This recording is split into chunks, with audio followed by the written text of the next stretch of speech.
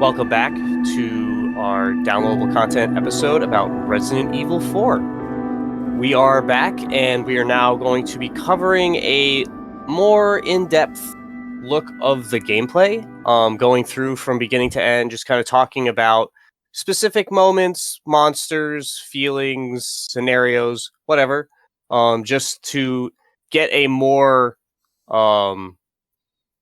outline respectable way to talk about. Instead of bouncing around back and forth, we can get a more I think we can get more covered in less time if we just break it down start to finish. Now the demo for this game is also the beginning of the game, pretty much 1-to-1. You start out, you get a long cutscene explaining what happens between the events of Resident Evil 2, the last time we see Leon, and the current day. We find out,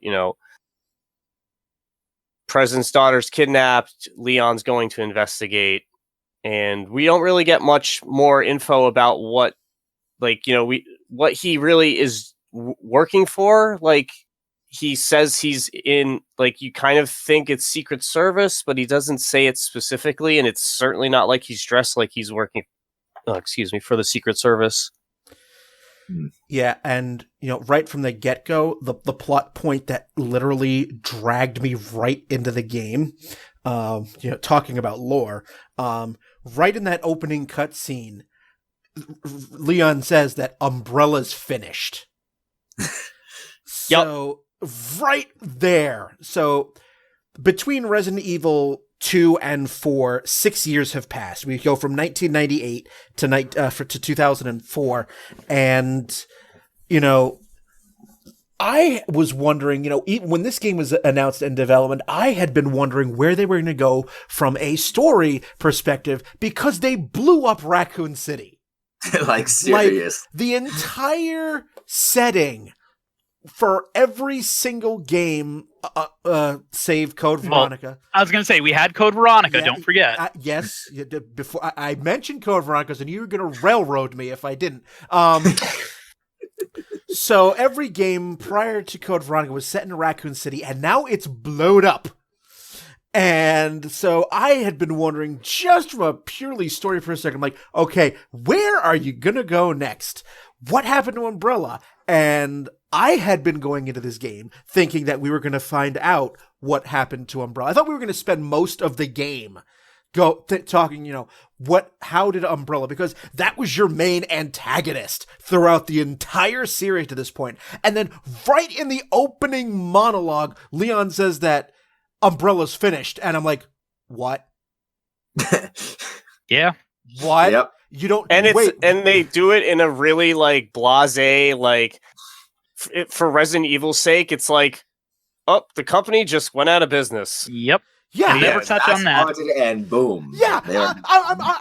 I'm getting ready. I'm getting ready to just okay, we already know that the game is going to take place in a quote undisclosed part of Europe. And it isn't for a long time that you find out Wesker exists as kind of a connection to the older games. Yes. And so I'm expecting, just because I'm going into this game blind in 2005, because I bought it day one.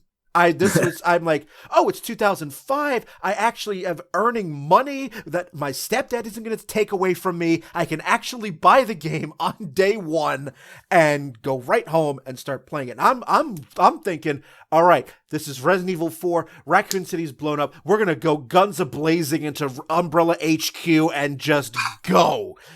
And that opening monologue just sort of crushed my hopes and dreams. You're like, what did I sign up for? No. God. Like Leon's just like, yeah, we blew up Raccoon City. The government found out that Umbrella was basically responsible for everything. So the government shut the company down and they went out of business and their stock price crashed. And I'm just like, but we have a new villain for you. He wears purple. So, of course. It also felt to in the prologue, almost sort of like Children of the Corn in a sense as well. I can see that. Right, when you're first driving through and you're getting out to the village, it's like, the heck is this place? Yeah. I love how they set the scene with the guy taking a piss. Yes. Like, he's like being watched by. I'm assuming some random Ganado, but they don't really ever show you who that was. No. Yep. But like he's being watched by someone, and he gets like all weirded out, and it sets the fog and sets the mood, and you're just like, oh, okay, so like this is gonna be some weird shit going on. Yep. Okay. Yep.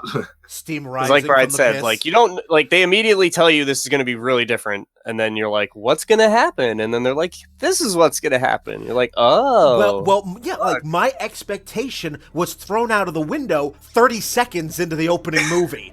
So now I'm just like, all right, well, strap in. Let's just see where this goes. I mean, it's starring Leon, my boy. Let's see. Let's see what happens, because how did we? I'm curious to see what happens with Leon, because we went from Raccoon. Because Leon had the worst first day on the job ever in Resident Evil 2. So I'm wondering how 6 years has changed the poor boy. The 6 years has changed him into. I'll be honest here, and this is not me just complaining as a fan of the old series. He didn't feel like Leon at any point. Like he feels like a different character entirely. And yes, without seeing any way he evolved his personality. Yes, 6 years is a long time, but going from the previous game to this game, there's basically no overlap in personality. And that was very jarring. Understandable, valid criticism. I totally see that, because yes, because other than Resident Evil 2, you do not see how his character evolves. If you play the Dark Side Chronicles and whatnot, you get to see that those filler games later on. I have actually. Then you see the evolution of this character, but that was years. That was years later. Years later, yes. So yes, totally valid criticism. I fully understand that, but I find Leon Kennedy to be the most personally, the most relatable character in the entire series, because Leon, okay, after the whole onslaught, your first major, everyone out in the village to get you, and when everyone hears the bell and they leave, and the moment Leon looks around, just exasperated, and where's everyone going? Bingo. I suppose here's a question for Spencer. Do we want to weave in our opinions on separate ways as we reach those points, or do we want to save that for the very end as its own thing? Oh, no, we'll save that for the end. I'd like to talk about all the different non-main story gameplay modes. And I'll at least say from what Brian was just saying there, it was really cool finding out that as Ada, you are the one who did several of these things in Leon's campaign that you didn't realize. Yes, that was a nice welcome addition. But when Leon just says that line, where's everyone going? Bing, he is so done already, and we're only like 10, 15 minutes into the game. Yeah, and like the best part is like he goes in there thinking that he's going to be doing some sort of like normal police work. He like walks up to the first guy with a picture, and he's like, "Oh, have you seen this girl before? Oh, sorry to bother you." Like, and then dude just comes out with an axe, and he just is like, "Oh." The way they did that, though, the specific turn of the head, that if you're a fan of the classics, that's an immediate Resident Evil 1 throwback. Yep. Because I am totally expecting, because it's that same slow turn of the head, I'm expecting zombie. Yeah. I'm like, oh, here we go. It also felt very like Texas Chainsaw Massacre horror. I'm ready. I'm like, Leon's got a gun. I'm ready. I see the slow turn, but like, oh, just a dude. All right. I'm a little on edge now. For right now. I'm a little on edge, but okay. Thank you, Capcom. Nice. That's exactly where they want you to be. Nice. Uncomfortable. Nice throwback. Good. Then the axe comes out. I'm like, oh, here we go, judge of the corn. The axe comes out, and you hear the car, another vehicle heading straight for where your two Spanish cops are. Remember, undisclosed part of Europe, Spain, and so, and then it's right from there, and It's just like, all right, here we go. You take care of those, and then right there, like after those first couple of enemies, and Leon acrobatically jumping out a second-story window. Nice bonus. I see the boys put on some moves in 6 years. Action Jackson Leon Kennedy here. I do appreciate one thing with Leon at the beginning, that Leon's basic handgun has increased chances for headshots, which you think is good, but up until the first Plagas comes out. Yes. It's a great gameplay debate, just being able to like make you feel good about that and then immediately taking it away from you and instead making it something uncomfortable. Like every headshot you take after that first one that pops, you're like, is this good or bad? I don't know. It's like, do I want to do that? I was seriously curious, because when I looked at my equipment, I'm like, increased chances for headshots? Like, that's like the final handgun you get in most of these games. Like, why would they start you with that? Like, where do you go from here? And then I realized, headshots aren't necessarily the best thing. Yeah, but you don't know that until later. Well, and later you realize headshots are still the best thing, because if they have more. Yeah, well, because if they have a Plagas inside of them, their head's gonna pop regardless of where you shoot them. Yeah. So you eventually learn it doesn't matter. Yes. No. But for a while you don't realize that. Yeah, I mean, you might even go through an entire playthrough without actually triggering a like chest exploding Plaga. Like you just only get them off of headshots. So you might not actually even know that there are some enemies that are just like coded to be a Plaga explosion regardless of what happens to them. I also appreciate that while there are hard-coded Plaga in specific places where this enemy will always be one, that it is random in that any of them could have it.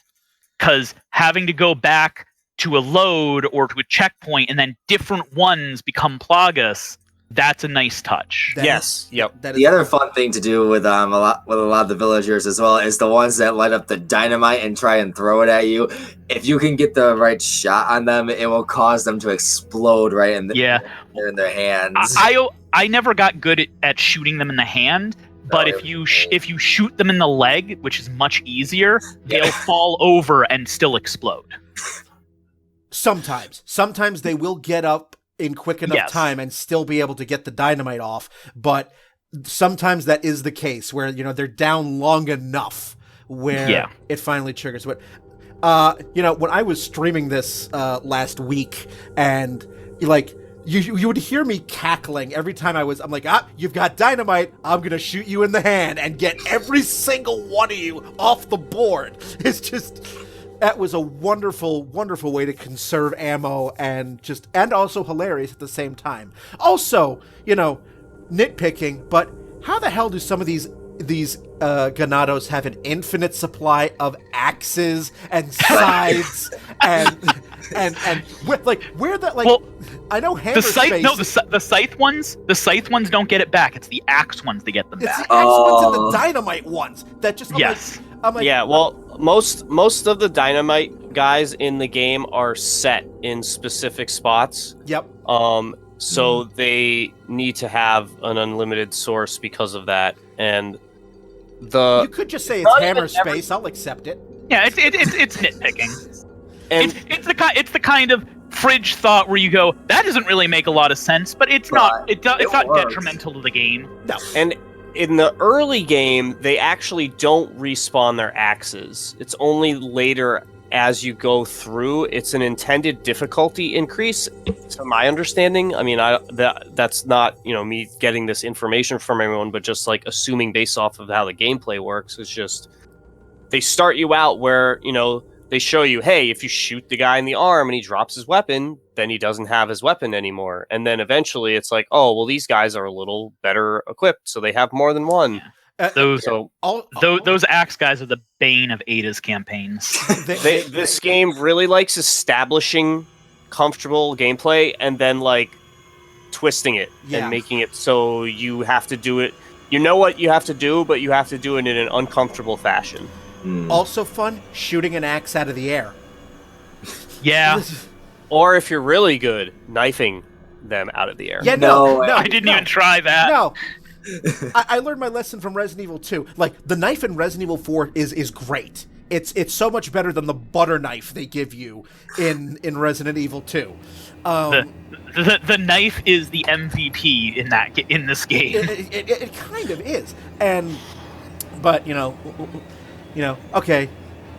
When you find out that your Spanish compadres they're dead, and then you meet big boy of the village, Mendez. Well, before you get that, you get Chainsaw Dude. Yeah. Oh, yeah. The Chainsaw Man.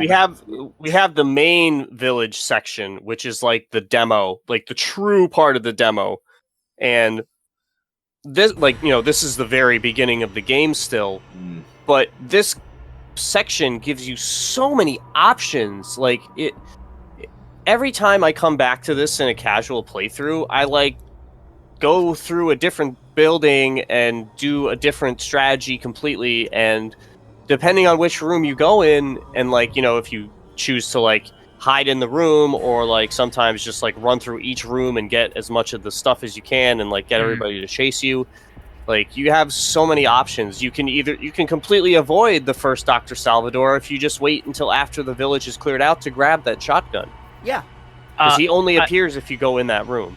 I will say, one of my complaints for the game later is how absolutely goddamn linear this game is. The village is the exception to that. The village is the one where even if you still have to go this to this to this, the areas are so large and there's so much room to maneuver and go through it that it didn't feel as linear as the later gameplay is. Yeah, I think that is a purpose design decision to make it more difficult, because it's a lot harder to maneuver around if you have small corridors like you're getting in a lot of the island sequence, and the only really big areas are the ones where there are guys who also have guns. I get that. I'm just, as you know, as I brought up old Resident Evil, a lot of old Resident Evil, you just have a big area where you need to explore and figure out what to do. You don't have a lot of that in RE4, but it doesn't feel... It feels more non-linear in the village, just because you have all these spaces, you have all these places to explore in it. It's not until later where you kind of don't have that exploration factor. Yeah, you absolutely have the most fluidity in gameplay in the village section. I think that's why a lot of people like it the most, because we go through this whole village sequence, and you have a ton of different ways you can go through it, and then you have a few sections that are kind of tight linear. The rest of the first chapter going through that is pretty. There's not much difference there. You get your first QTE with the rock, the giant boulder chase, Indiana Jones style, and then hashtag action movie. Then we meet Mendez for the first time and are then introduced to the secondary character, Luis, and briefly, of course, as we don't want to have too many people around. And that's one thing I will say I appreciate is your crap. I can't remember her name. The person that you talked to, Hunnigan. Thank you. One thing I do appreciate with it is that they give you Hunnigan to talk to at the beginning of the game, so that when they take it away from you, you feel more alone. And that's definitely a deliberate design decision, and that is very survival horror. And I also like how at that point you go without it blank for a little bit, and then Salazar and Sadler take over the line. We'll get there when we get there, but I hated that. Yeah, I mean that destroyed any tension in the game for me. When the enemies pop up to talk to you, I'm like, this is I don't know. This isn't Resident Evil. I don't know what this is, but this isn't good. Yeah, they give you Hunnigan at the start of the game, and she's your connection. She's your government Connection to the outside world, and your backup. So you have all that, but I suppose talking about the village, like I suppose the reason that the village, I can understand why people like it so much with the fact with how fluid it is, with the feel of it. I suppose the two reasons I don't like it is, especially when you first get there, when it's still daylight out, it doesn't have the same, it doesn't have the menacing feel that I was looking for, but also the tension stuff and the stuff that I really like, the things I really like about this game aren't really in this. Yes, the Ganado are fine. The Plagas coming out is scary. They're pretty easy to handle though. But for specific enemies, we'll talk about it when we get there. But the El Gigante never hit for me. The Chainsaw Man, I was able to literally just run past old school Resident Evil style. The sisters, the Chainsaw Sisters, were better.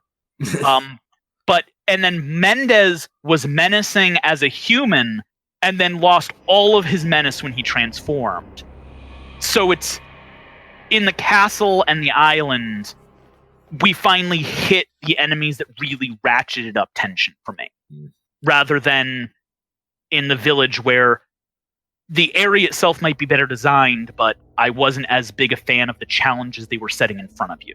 So yeah, as we talked about with Mendez when you first meet him, and then as you're going along through when we get into like past the, I don't know if you want to go past the prologue or not, like when you get into the main village, what are the more interesting things in there? The puzzles you have to complete to get to progress through. Like getting like when you go out of the main village, like the church, like the puzzles you actually had to go through to get to the church and like everything like that as well.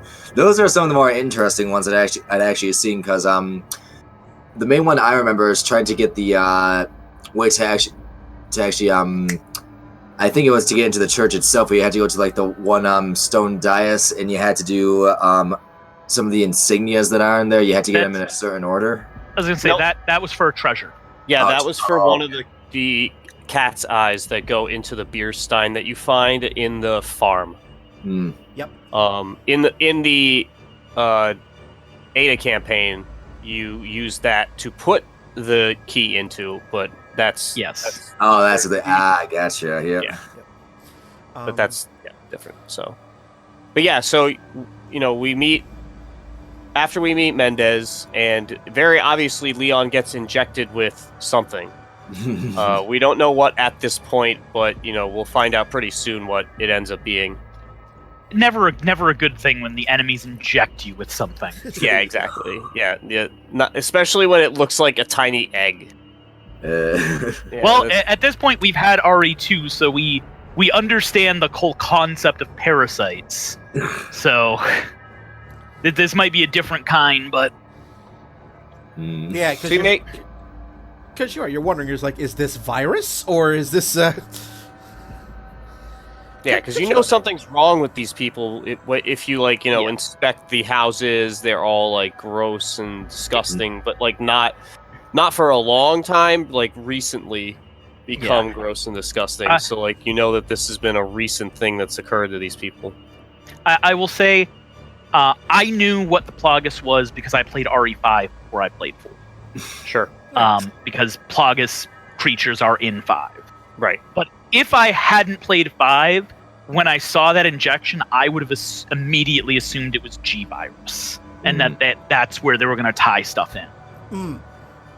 Which is what I thought initially. Yeah, exactly. That's not the way they went, and that's fine, but that would have been my first thought if I hadn't already known this was a thing. Yes. Right. Yep. So you wake up, we meet Luis. He's, apparently a police officer or something. And then he, runs away, and we get to meet the true other main character of the game, the merchant. Yeah. Now, what what the merchant's gameplay brings to this whole aspect of how this action-oriented gameplay occurs is so wonderful, because you get not only different guns that give you different styles of gunplay, you also have a small, like RPG element of leveling the guns up on different aspects, whether it's firepower, reload speed, the number of bullets in a magazine, the fire rate, it gives you so many options that it just explodes the gameplay, the replayability of the game with that. I'm a little mixed. It absolutely allows you to specialize. It changes gameplay. It changes the way you play in your additional campaigns. You can go different routes with it. On the other hand, I will say one reason I really preferred Ada's campaign was because it didn't have the weapon upgrades, because that makes each weapon unique for a different skill. Meanwhile, you can choose one weapon in the original campaign and just fully upgrade it and use it for 95% of everything in the game. And I think that is a downside. I'm not necessarily saying that the upside isn't better for the replayability and the way it changes stuff, but it really does make it so certain weapons are basically useless if you choose one and just upgrade it far enough. Well, it's not going to be useless, because you can just choose to continue to use that, and they all get their own unique upgrades at the end, which... Yeah, but you can't you only have enough money to upgrade maybe 2 of them fully. Well, of course, that's what I mean by giving you so much more gameplay, is the fact that you unless you want to literally grind money, which no one's gonna do, you are, like you said, you get maybe 2 or 3 upgrades to max out. And maybe I'm not explaining what I mean so well, because I'm not saying that's bad. I'm literally saying yes, the being able to change what you upgrade in every time is going to change all the playthroughs. I'm just saying, from a game design perspective, it was more satisfying in Ada's campaign, where you have to learn what each weapon is best at, because these weapons can't be upgraded, they stay the same, and they all have different specialties, and they are actually upgraded to a different level than the base game versions in Leon's campaign. So, right. I'll give you an example. The TMP was basically useless to me in Leon's campaign, but it was the MVP of Ada's game. By having set ones, you have to figure out as a kind of a puzzle thing of what are each of these weapons best at, rather than once you upgrade a weapon far enough, they're basically best at almost everything other than their maybe one weakness. That's all I'm saying. Each weapon type has its own use that you would use regardless of which upgrades you have, because do you get what I mean, though? No, I understand what you're saying.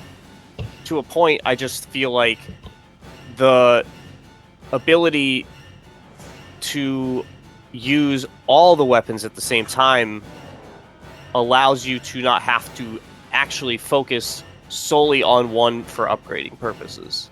You know what I mean? Well, you can also spread your upgrades out. Yes, you're correct there. I'm just saying, by having the weapons like in Ada's game, where they have set abilities, you have to learn where those are best used, and each gun is used best in a situation. By having the upgrade, you can kind of just focus on one or two and not really ever need to use any of the other ones, because they get outclassed by the one or two that you upgrade. Because let's be honest here, once you upgrade the handgun to the maximum, which isn't until the end of the game, it kind of if you went to the unupgraded shotgun, it's not going to be super useful.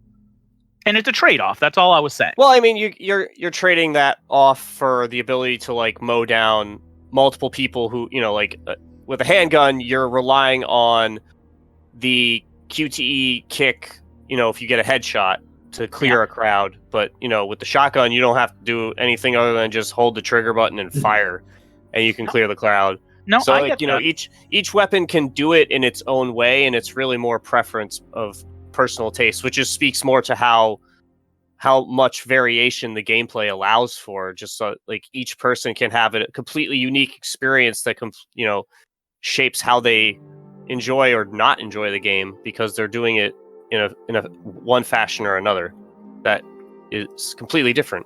Yeah. Like I said, I wasn't trying to highlight it as a negative. I was just saying there's a trade-off to it where Sure. That's all I was saying. Yeah, from increasing replayability, but it by having the upgrade system, eventually your unupgraded weapons are going to become less useful to you over time, and it means you're going to focus more on just one or two rather than using the full smorgasbord of what the game gives you to use. Oh yeah. I mean, you'll probably have a weapon or two that you never even fire or have access to, or not have access to, but like have in your inventory. Which is what the TMP was for me. The TMP got used once for me in Leon's campaign, and that was against the first El Gigante. Mm. And I don't think I used it ever again. I would normally buy it right before Mendez and use it on his first phase, and just like shoot him right in the middle. Like basically save all the TMP ammo I find, and then like right before that fight, buy it, and then just use all my TMP ammo to take care of his first phase, and then one thing I would say, and you can correct me if I'm wrong, but I believe this is true. The reason I bought or at least I know this is true in Ada's campaign. I don't know if it is in Leon's. Yes, you find TMP ammo in set locations, but enemies will not drop ammo for guns that you do not have. So if you want enemy drops of TMP ammo, you want to pick that up as soon as you can, so that you have a chance of the enemy dropping it. Correct. Yes. No, but I just know that the amount of TMP ammo that is out is enough for what you need. Is enough for what I need to do with it to like maximize inventory space. Because like you said, that makes sense. Inventory space isn't based off of, oh, hey, I have this thing I want to take, but I only have room for these things. For me, a lot of the time it's the opposite, where like I have a full inventory and I have to prioritize, do I want to keep this heal? Do I want to take this grenade that's on the ground? Do I want to drop some handgun ammo? Like, say maybe you have like 50 and a 10. Do I want to just drop that 10 handgun ammo and take this grenade instead? Like, it's a different kind of inventory management that doesn't really... It's very much more OCD inventory management than it is stress-based inventory management. Yeah. I'll definitely admit that. I definitely OCD'd it in that my screen was always well organized with all of the weapons in one to 2 to 3 rows once I get them, and then just a row of ammo directly to their right, and then across the top you have my healing items and grenades, and then, all in the correct orientation. And then in the final row, a bunch of Dominion cards. Yes, and then the final row, my Dominion game that we're playing as we're going. Yep. One thing, if I ever play this again, is I would do one of two things. Either I would start to use grenades a lot more, because I almost never used grenades. If I had 2 to 3 of the Plagas at once, I would throw a flash grenade. And then I think maybe once in the game, I used an actual regular grenade. But it's the elixir problem in Final Fantasy. See, I had that same issue at first, but in subsequent playthroughs, I would any time there was 3 people together, I would just throw a grenade. Same. Just get hot potato, get it out of my inventory. That's space I can, because like you said, you can definitely just go through the game and not use grenades, or if you want to, you can kite an entire mob of dudes and then shoot a flash off and then throw a grenade and kill them all in one hit. Like, Yeah. it's What all I up to just how people like to play. What I would probably do is what I did in Ada's campaign, which was I kept one grenade of each type, one regular grenade and one flash grenade. I kept no incendiary grenades. I never found them that useful. But I kept one of each in just in case in my inventory, and then I sold every other one of them to the guy. And I feel like that's what I would probably do in Leon's campaign, because they sell for what, 2,000, 1,000, and 500, depending on which of the three. Something like that. I don't remember. Yeah, but regular grenades are 2,000, incendiary are 1,000, and then the flash are 500. So you could get an extra couple upgrades out just by selling your grenades over the course of the game rather than leaving them behind or using them. You absolutely could. That's... Meanwhile, back to the game here. Yeah. Right. But, so the other things that the merchant has to offer, not only just sells you guns and upgrades to those weapons, but he also sells treasure maps, which I think is so cool, to give you like places to like search a little bit more visually, because you know something's around. And that those treasure maps is most people's first introduction to shooting the bird nests, for example. Like I certainly didn't shoot any nests until I bought that first treasure map and Bird was like, nests? oh, Yep. yes, bird. I did all of the treasures, and I don't remember ever shooting a bird. The swamp area before you go to fight Del Lago. But keep in mind, I never even realized you could shoot the birds to get stuff from them until the latter half of the castle. Oh, yeah, that's a lot to miss out on, for sure. Yeah. Like, some of them have grenades as well. It's not something that they teach you. No, they don't. And I mean, basically the only clue you get is if you actually aim at them, you'll get the red dot reticle. But you also get the red dot reticle when you aim at a chicken or one of the cattle, and neither of those drop anything. Right, but it shows you that you can shoot them, and it's a shooting game. Why not? But because I don't kill the animals if they're not like. That's just me. Yeah, exactly. I mean, like, again, like that's not a complaint about the game. That's just me going. No. This is something I didn't know until way later in the game. Sure. No, I mean, I think that's part of the fun of the game, is there's a lot of stuff that you don't realize at first, and you're like, oh, if I played this again, I would do this completely differently. Like I found out that you could shoot the birds when I got to a point where there's a dead body on the ground in the castle, and the crows are feeding on it, and I had flashbacks to RE1, and I'm like, oh, the other birds may not have attacked, but these fuckers are coming after me. So I shoot it, and it drops stuff, but none of them attack me. And I just walk up and I go, oh. Yeah. Oh. Yeah, there's like a large group of them outside where you first fight your first Gigante. Yeah. And what I like to do is if you throw a flash there, it kills all of them, and the middle one gives you a flash grenade. So it's basically free money. So you get the flashback, and you get yeah. 20 birds. That was something that I missed out on. I didn't even so you can shoot birds' nests as well, and it gives you stuff. Yes, a lot of the birds' nests have like grenades or treasure or like ammo, like higher end items. I don't know how I feel about the treasure maps, because you already get the thing from the merchant where if you shoot all of the coins, is it coins that he says? The blue medallions. Yeah, the medallions, thank you. The blue medallions. So you already know to look for things, and when you're looking for the medallions, you're probably going to find one or two of the village treasures at the time. So you can go, oh, there's things I need to look out for. So on one hand, I go, does the treasure maps kind of spoil this kind of looking for stuff puzzle? Because it tells you exactly where it is on the map.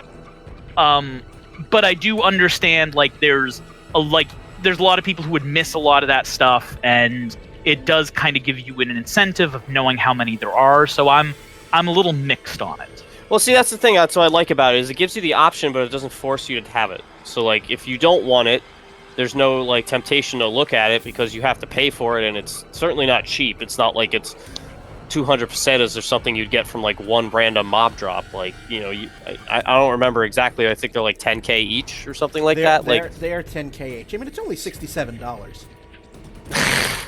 Yeah, and also, like, just one treasure will make you that much back. So as long as if you go, I'll find at least 2 treasures that I would have otherwise missed, you're making a profit. Exactly. So I mean, like, it doesn't overly incentivize you to take it.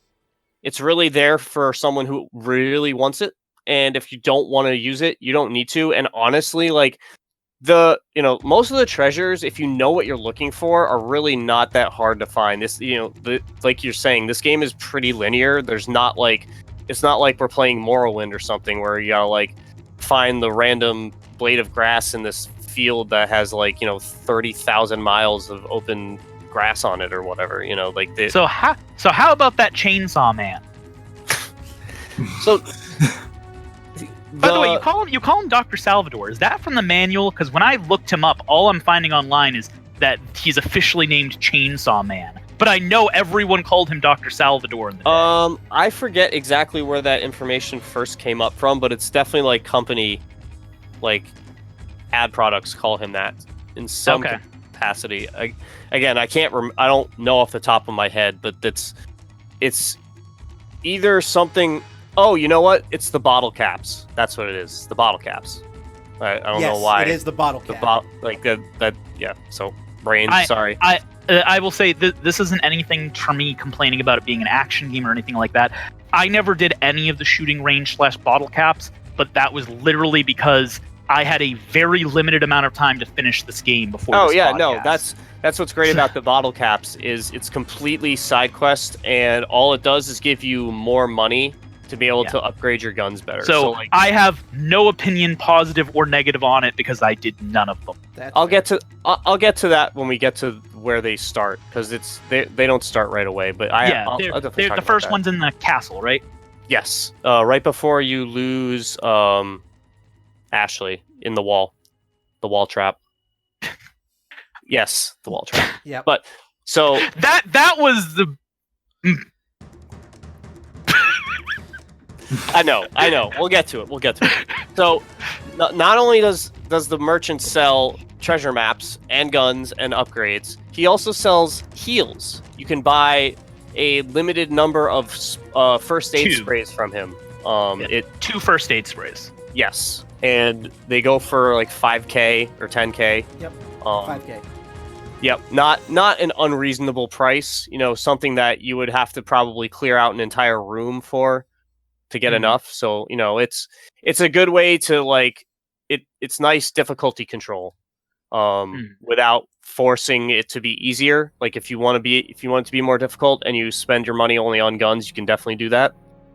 But yeah, the merchant unlocks a ton of extra stuff and really opens up the game from that point, because you get access to the TMP, the first sniper rifle, the good old grandpa bolt action, and then you get your first upgrades towards your shotgun and your pistol at that point. And right away in that first area, the canyon, you have a sniper layout. So if you chose the sniper rifle and wanted to use it, you've got all these open slots in the rock that you can see the guys walking across the bridges or up on the top shelves above the houses or the cliffside on the right side. So you can make a pretty good shooter's gallery out of it before any of those guys really even get close to you. Or you can just run in there with the handgun and do what you do. I will say this.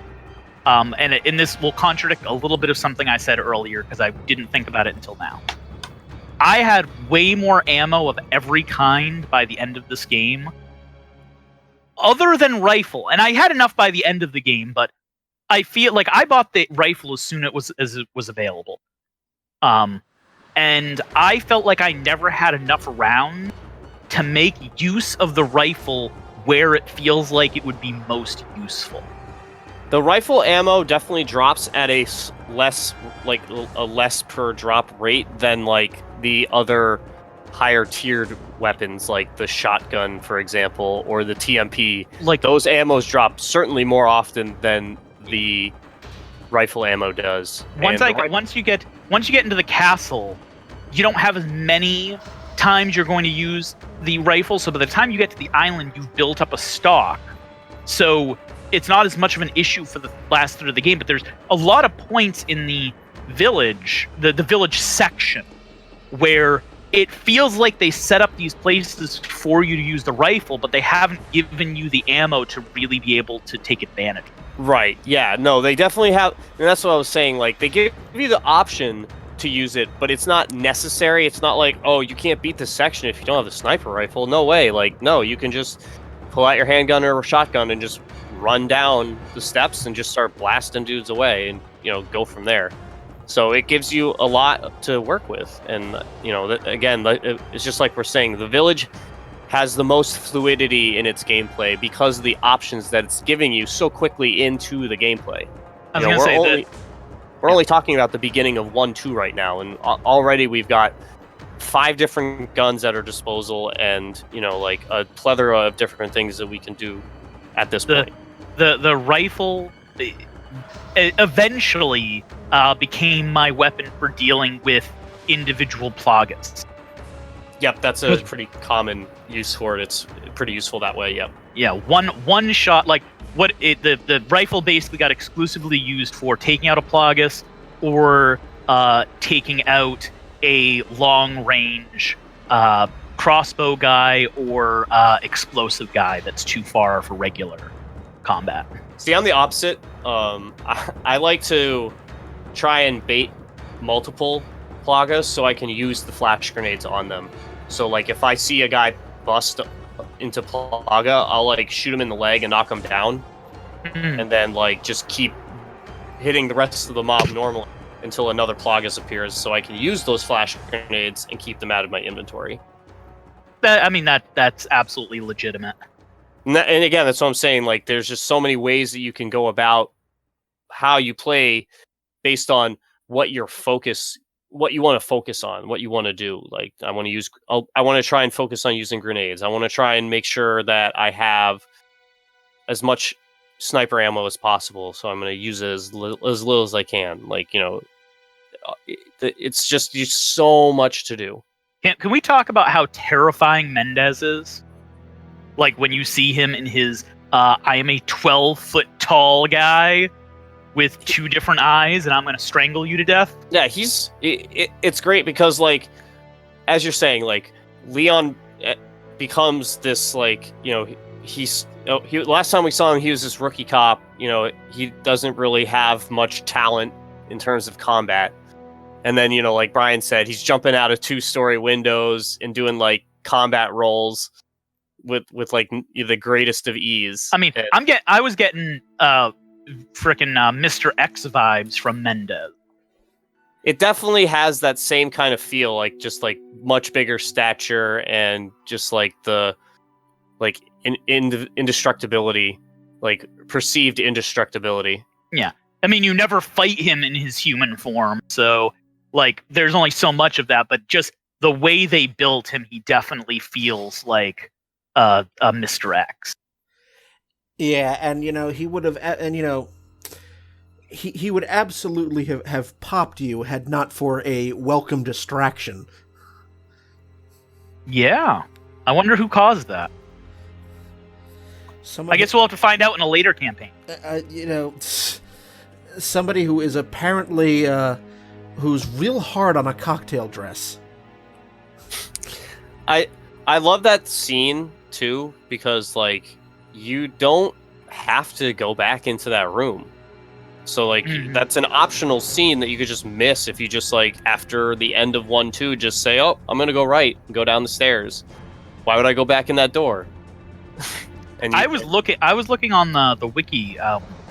Apparently there's a couple points that you can catch sight of Ada or she'll do something to shoot something for you that I just completely missed because they're all optional. Yeah. Yep. Like, I got that one, and I think that's the only one that isn't a key scene that I saw, but apparently there are 3 or 4 others. Yeah, there's a few of those points throughout the game. I definitely, I was curious. I'm like, oh, let's go back, and we get the first scene where you see the red dress, and I'm like, okay, if you've played Resident Evil 2, you already know who that is. That's just okay. This is gonna be me nitpicking. I'm not even sure if this is a nitpick. The only reason to have her in a red freaking cocktail dress in this was because they felt like the only way we would know who she was if she was wearing exactly what she wore in Resident Evil 2. There's no reason for her to be going into a combat scenario in a red dress and heels. In RE2, it made sense because the outbreak happened during a normal time where you go out at a party or out of the thing, and then the zombies happened, and you're trying to survive. Ronny, it makes no sense here. I agree, but Ronny, keep in mind, you're talking about the same company who developed a Resident Evil game in which your main protagonist was going through a burning raccoon city in a blue halter top and a miniskirt. Yes, and they corrected that in the Resident Evil 3 Thank Also- God! Sorry? Thank God, because this is still the early 2000s. It's like, oh, here's our introduction to Ada, and we're gonna focus the camera right on the chest because we have to throw in that blatant sexism right there, and so yes, and they give her a better outfit for Assignment Ada. She looks great in it. Like, if you want the sex appeal, that was fine. But we got to put her in the same exact color. Moving on. So, the canyon section gives us our first actual puzzle, which is the 2-piece insignia to unlock the door to get out of the canyon. Yep. You can take either route. It doesn't matter which one you grab first. You just got to know how to combine them in the item menu. And it gives you the option of choice because, like, depending on how you take it, you might get mobs that spawn that wouldn't spawn if you took a different direction. And you can also just kind of avoid a whole section of the room if you want to. Yep. Depending on whether you're playing a full kill everybody mode or if you're playing a, more stealthy, like just get through the room, shoot as few bullets as possible kind of playthrough. This is one of many, and it's obviously as the first one, it's the easiest one, but it's still like it's worth noting that they established this very early on in the game that you're going to be having these kind of key interactions instead of the more traditional, like, oh, here's a key with a number or a circle or a square or something on it, and you need to go back to this room to unlock it. It's going to be, here's some keys and you have to put it together. Yep. So we go through all that canyon area, go through, you can go fishing in that random, I don't know what you would call that room with the water and the fish in it, but you can dive down there and grab some fish, and you can eat the fish, and they will help you heal, which is hilarious. Yeah, that was something I didn't realize at all until I was looking up stuff right before this podcast. I got the chicken eggs, and I ate them, but I never found fish. Yep, when right before you enter the house where we were talking about Ada appears, Mendez's house, that there's like a ladder to the left that drops down into like this pool of water, and there's just lots of fish down there, and if you knife the fish, you can take them into your inventory, and they act as heal items. I actually remember that area. I just never thought of knifing the fish. Yep. Honestly, the only reason I did it the first time is because I purposely kicked that dude that's like guarding that exit down that cliff, like off the edge where that ladder is. So you went down to knife him and hit the fish? Exactly. And I was like, what? Oh, okay. And so then I you just want to know what? That's good game design. Yeah, exactly. And I mean, that's what I'm talking about. Is like they while you may or may not agree with the decisions they're making throughout the game, they have very detailed understanding of what they want to do, and they implement it in a very well done fashion. Speaking of fish, I mean, I will give them credit when credit is due, but there are some bad decisions as well, and I'm trying to call them out as well. So, speaking of fish, and I might be jumping the gun a little bit. Talking about with this reminds me also of the boss fight that we had to do with a certain fish in a lake. Oh my freaking god! Yep. Yeah. So we go through. I want to just cover Dr. Salvador first, and then we can get.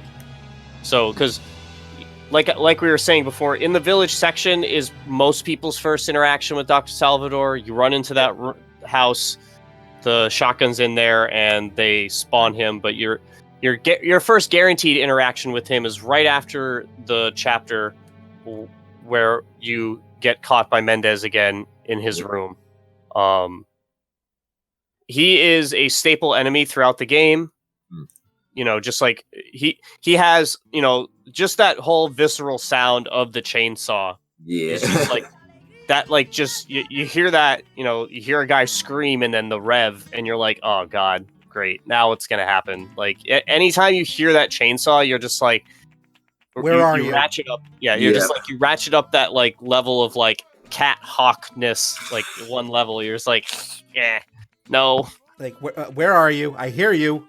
Mm-hmm. I guess that this was one of the ones that just didn't hit for me. Like after the first one, it came out and I expected it to be a problem, and it just dodges so easily. They're never going to hit you, and I never felt any tension when I heard them. Well, I mean, they also drop good stuff. The only one I didn't kill was the first one.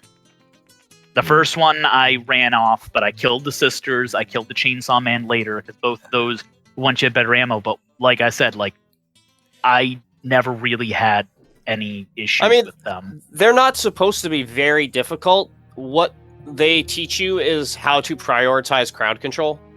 To like, understand like sometimes there's going to be a dude in a group that you need to take care of first and foremost, or you're going to get killed by him. Because if you just like let the Dr. Salvador just kind of like hang around, do the thing while you're like doing like headshots on normal ganados or whatever, he will just lop your head off. That's literally exactly what I did.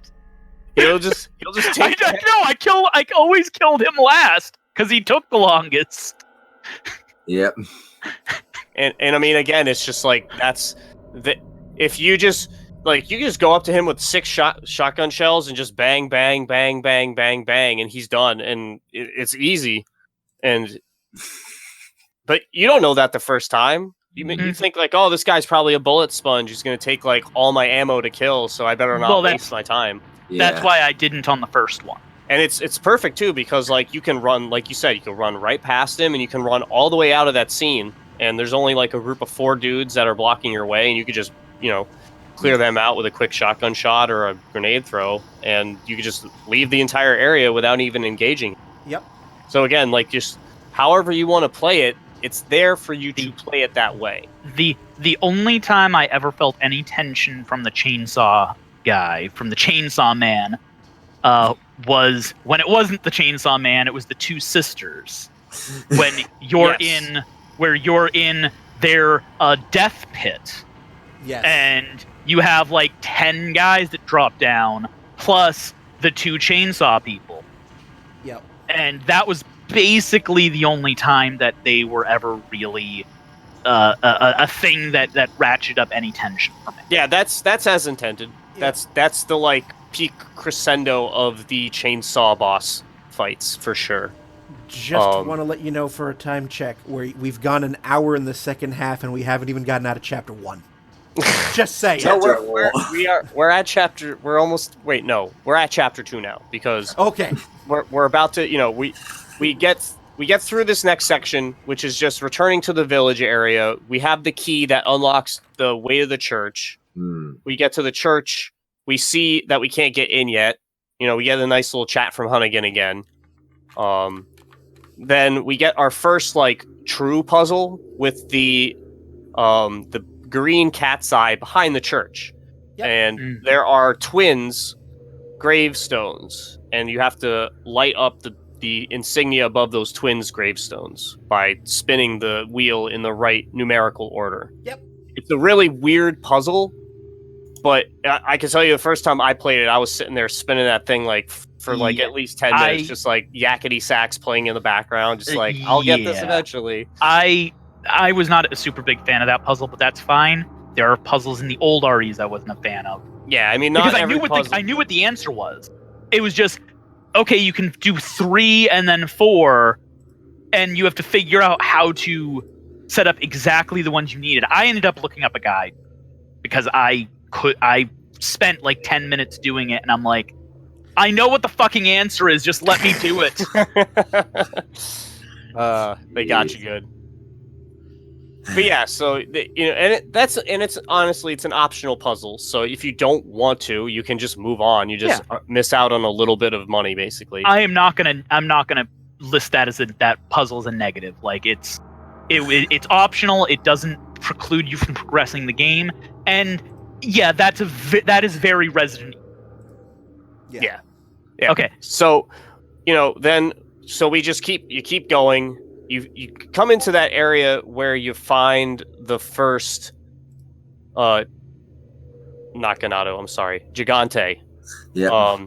And that's an ominous room because they don't play any music in that section when you go through there. The first it's just time. like it's just like the wind blowing. You go up to the like section and like check it where like he comes out of the wall and he says some like weird ominous nonsense that like the typical Resident Evil jargon of like, oh, let me have some introspective sentence about this like really creepy thing happening right in front of me.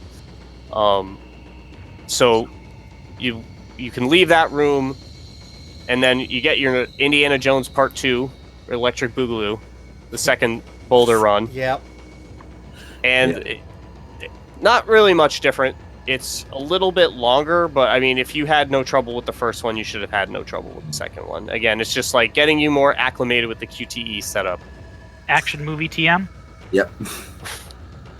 And then we get a long sequence through this like very like waist deep swamp area that has like a lot of dudes. Like you get a lot of guys before you if you like actually stay and fight all of them. I mean, you can definitely just blow right past everybody and not bother and stay, but there's a few treasures in there that you probably want to grab, and there's just like each building has stuff in it that you try to explore, but it's hard to because of all the TNT wire traps they have strewn out throughout there.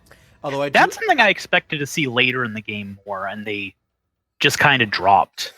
Although I will say, watching some of these Ganados trip those wires in their blind rush to get you, very satisfying. Yeah. Oh yeah, absolutely. It's some of the best is trying to like get them to trigger it, or like getting them close to it and then just shooting it yourself and blowing them up. Like I like to try and like kick a group of them near it and then like wait for them to stand up and then just like shoot the thing. That's fun.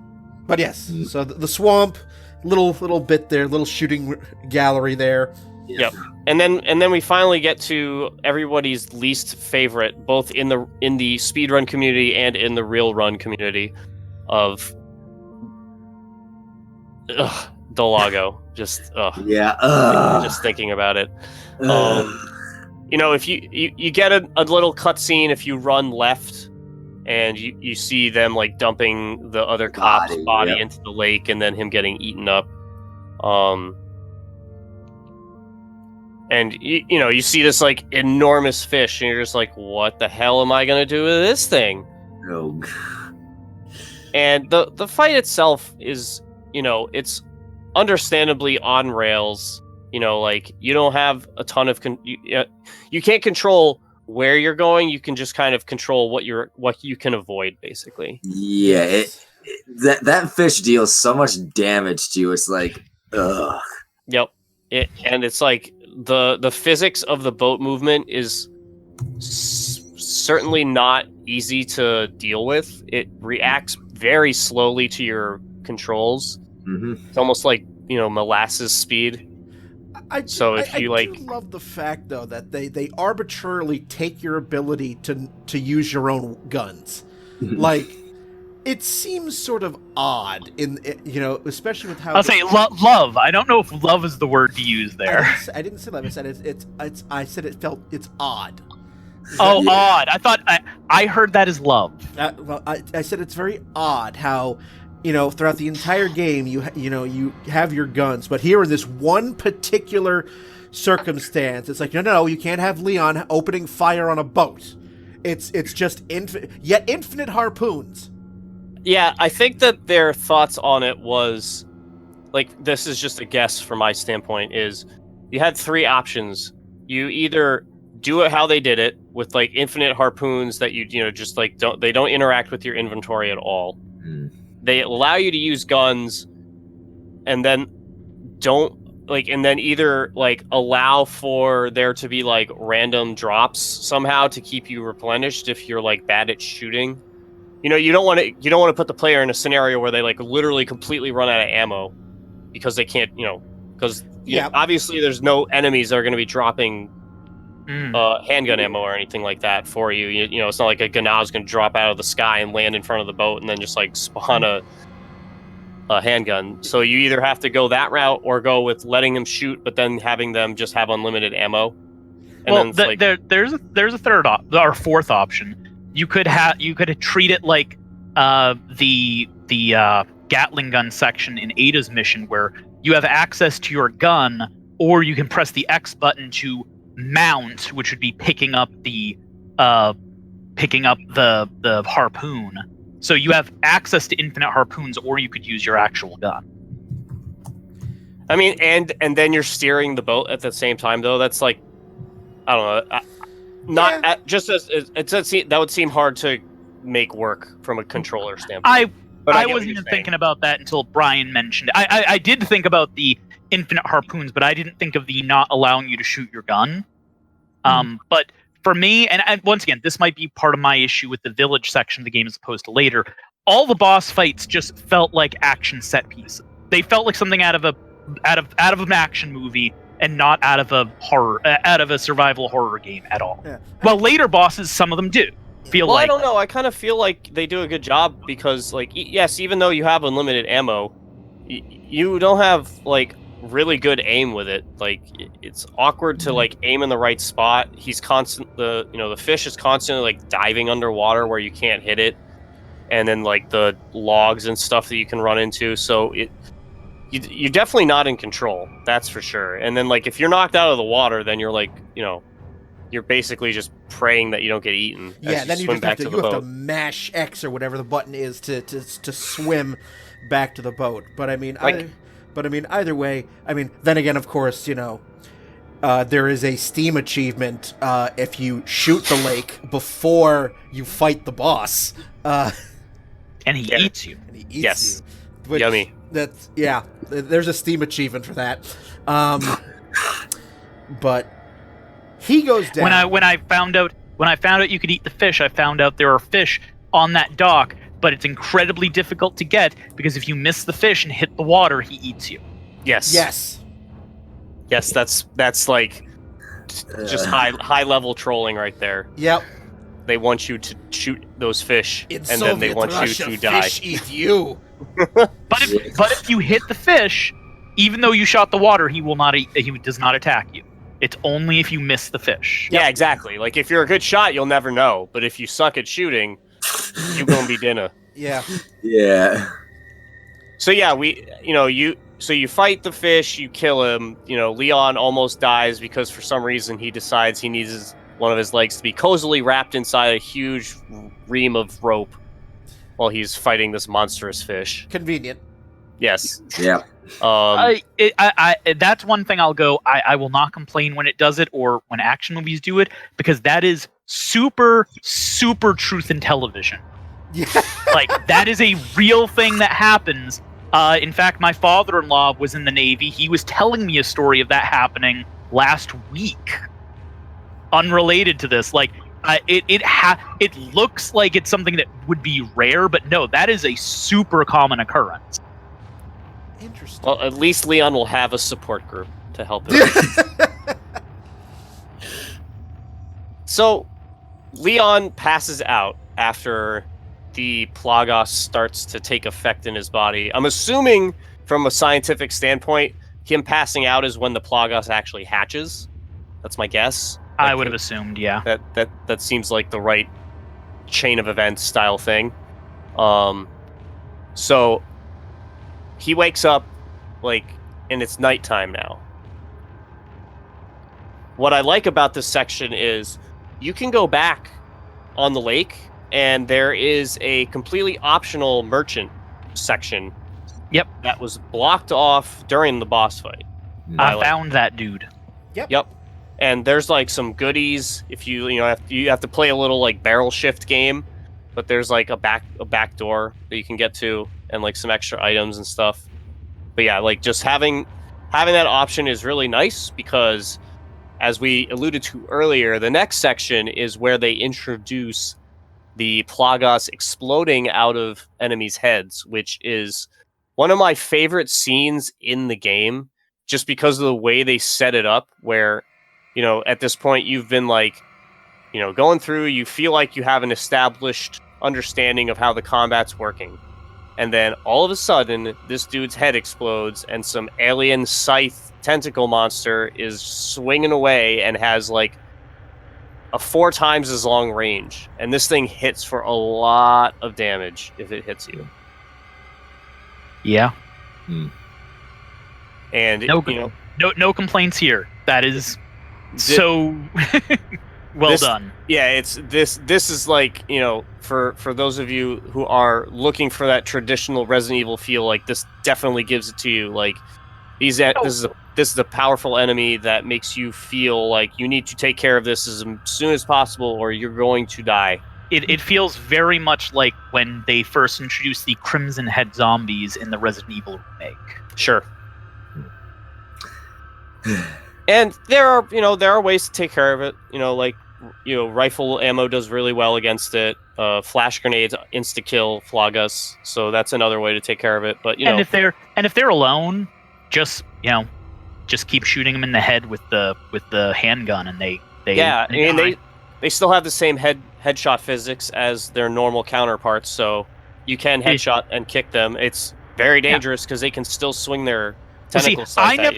I never did until you just said that. I didn't realize you kicked them when they were in that form. But when you shoot them in the head with the handgun, they retract, and then they come out and they don't attack for a couple seconds. So you basically can just go ping, ping, ping, and they die after 5 hits. Yep. Yeah. No. I mean, it's just teaching you even more so that where you shoot matters, because if you're shooting a parasite unleashed regular Ganado in the chest, it's it doesn't do as much damage as it would normally. It takes 3 times as many hits. Yeah, it absorbs a lot more damage in that form. So you're paid off by shooting the actual parasite itself. The only time it might be worthwhile to shoot it in the chest is if you have a lot of enemies around and you just do a shotgun to the chest, not just to knock them back. Sure. Yeah, of course. Yeah, because that's again that's the main function of the shotgun in this game, is to just clear out when you're surrounded. It's a very good just reset the situation, as I like to say. So yeah, we find a waterfall blocking our path, and a small detour to unlock it. We find the key to the church finally, and then a path opens up that brings us back to where we come to our first, I say, first real boss, because this is the first boss in the game that uses the actual, combat mechanics in the normal fashion, as well as, it starts to incorporate a lot of the other game elements in the Gigante fight. I'm gonna let you guys be real positive for a while, and then I'm gonna come in at the end. I mean, this fight's not like the greatest fight ever by any means. It's a pretty standard fight. He brings, he's a slow-moving, large dude in a, somewhat confined space, and you're kind of rewarded by baiting his attacks more so than you are like trying to run away from him and shoot, and then run away from him and shoot. But what makes him a good boss is the fact that, like, if you interacted with the dog, then you get the dog scene, which is sweet. We didn't get to mention, you guys, this is on my list. We didn't get to mention the best boy. We just such a good boy. I'm so disappointed that we only saw him at this one point in the game and then never again. Yeah, well, if you free the dog from the bear trap at the start of the game, you see him at the farm. He digs up some stuff for you, and then he appears for the last time in this first El Gigante fight as a distraction. Yep, he basically gives you one free cycle to deal enough damage to get the Plagas to activate, and then you jump up, do the little knife yakety sacks on it. Yes, and right, and then it's what this fight does is it establishes how the boss fights are going to go for the game, where all the bosses have like a pattern that you have to figure out and take advantage of in the proper manner, can make it a lot easier and save you a lot of ammunition and health. If you don't catch on, then it'll be harder for you, but that's true with any game. Yeah, I mean, even then, I mean, this first El Gigante, it still can be a bit of a bullet sponge if you if you don't know what you're doing. I mean, hell, you could just buy a rocket launcher and shoot it dead with one rocket launcher. I mean, you could. I mean, when I was playing this on New Game Plus, the Magnum makes it a joke. Yep. So, like 2 or 3 bullets there. Basically, like, oh, well, that's game. All right. But yes. Yeah. It's a Lord of the Rings troll. It just is. It picks up a tree and swings it at you. I rolled my eyes so goddamn hard when I saw this. Did you? I'm like there are fights I disliked more than this. Like, the fight isn't that bad, but I cannot take that enemy seriously at all. Especially when one of the big ways to deal main damage to it is when the parasite comes out of its back. It's like, really? Like, it's... Did you tell it you shall not pass? This is the pinnacle of the RE4 is more an action game than anything else. Mm-hmm. And I promise you, once we get out of the village, I will be more positive. But, like, this... Well, this is not the worst thing in the game, but it is the most representative of the problems I have with RE4. Well, given that we're about 80 minutes into the second half and we haven't gotten out of the village yet, I suspect to a lot...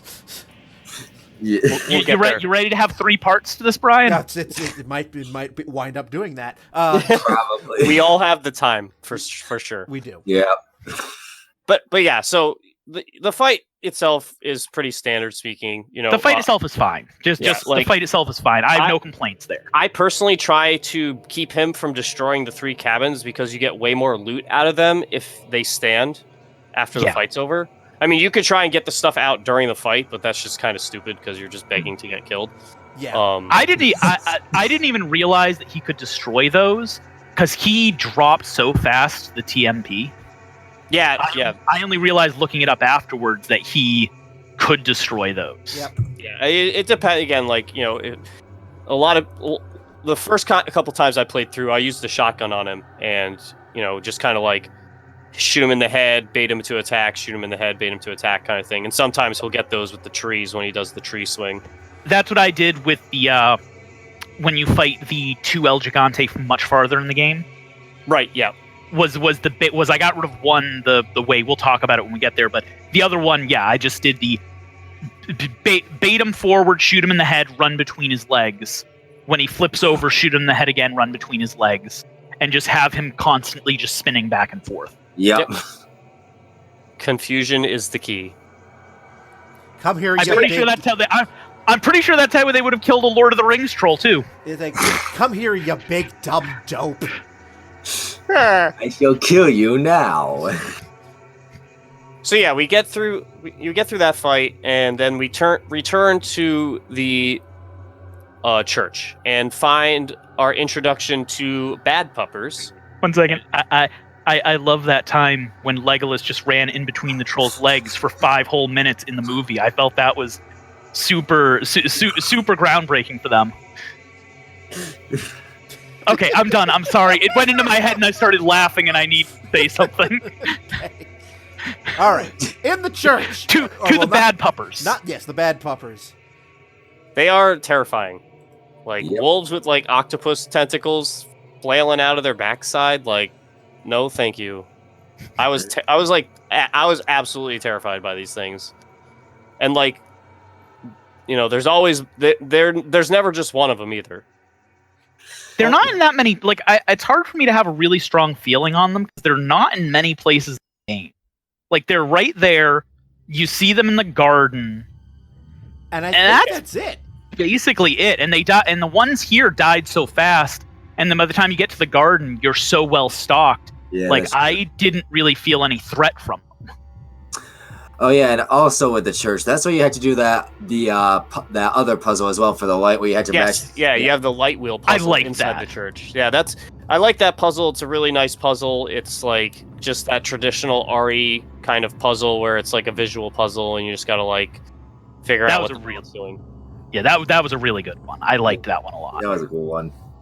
And then after unlocking the gates, we get everybody's favorite and most valuable character to the entire Resident Evil franchise, Ashley Graham, the President's daughter. When we were playing this, my wife apparently got Ashley mixed up with the girl from 6. And I had to inform her that, no, this is the only time Ashley ever shows up in a Resident Evil game. Yes. Yep. Hopefully forever. Yeah. Do you dislike her that much? Yeah. I mean, yeah. I she's do. fine, but it's just whatever.